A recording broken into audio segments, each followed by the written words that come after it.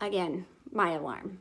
So this is the last part of the book, or of the chapter. I wish it was the book.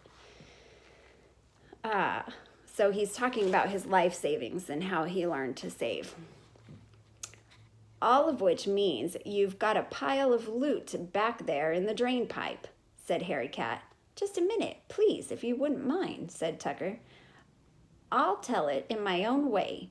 His voice became high and pitiful again. So for all the long years of my youth when I could have been gambling, which means playing with the other mousies, I saved. I saved paper, I saved food, I saved clothing. Save time and get to the point, said Harry. Tucker gave Harry a sour smile. And I also saved money, he went on. In the course of many years of scrounging, it was only natural I should find a certain amount of loose change. Often, oh often, my friends, Tucker put his hand over his heart, would I sit in the opening of my drain pipe, watching the human beings and waiting, and whenever one of them dropped a coin, however small, pennies I love, I would dash out a great peril to life and limb and bring it back to my house. Ah, when I think of the tramping shoes and the dangerous galoshes, many times have I had my toes stepped on and my whiskers torn off because of these labors, but it was worth it. Oh, it was worth it, my friends, on account of now I have 2 half-dollars, 5 quarters, 2 dimes, 6 nickels, and 18 pennies tucked away in the drain pipe, which makes $2.93, said Harry Cat after doing some quick addition.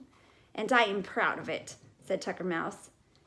If you've got all that, why did you want to sleep on the $2 bill in the cricket cage? Asked Chester. No folding money yet, said Tucker. It was a new sensation. You can get Chester out and still have 93 cents left, said Harry Cat. But I'll be ruined, whimpered Tucker. I'll be wiped out. Who will take care of me in my old age? I will, said Harry. Now stop acting like a skinflint and let's get the money. Chester rang the silver bell to get their attention.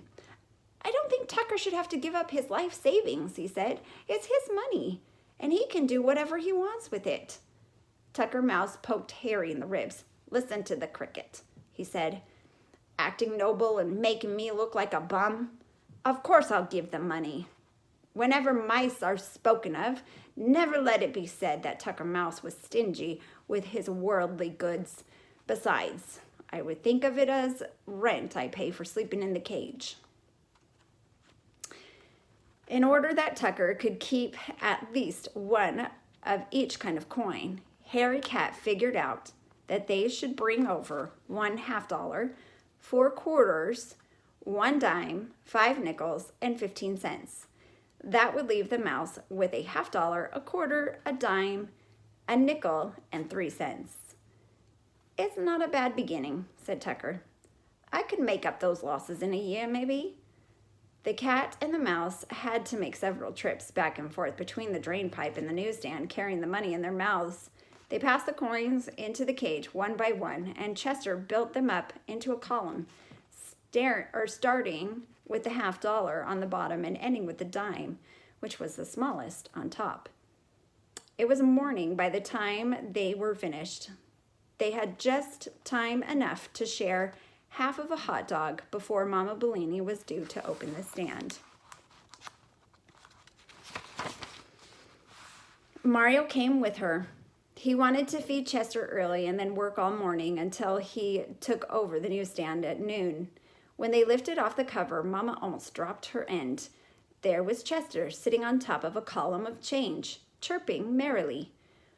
Mama's first suspicion was that the cricket had sneaked out and smuggled all the money from the cash register into the cage. But when she looked in the drawer, the money from the night before was still there. Mario had the idea that Papa might have left it as a surprise. Mama shook her head. She would certainly have known if he had $2 to leave anybody. They asked Paul, the conductor, if he'd seen anyone around the newsstand. He said no. The only thing he noticed was that big cat who sometimes prowled through the station had seemed to be busier than usual last night. And of course, they knew that he couldn't have had anything to do with replacing the money. But whoever left it, Mama Bellini was good to her word. Chester was allowed out of the cage, and no further questions were asked.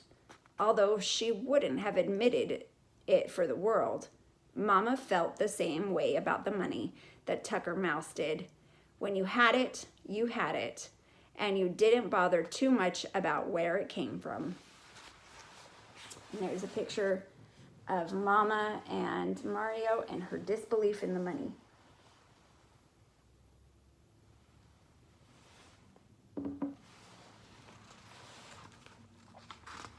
And that's the end of chapter 8 after three tries. So sorry about that. So yeah, Tucker's a good friend, and Tucker helped Chester with donating some of his own life savings that he has to take care of himself in his old age.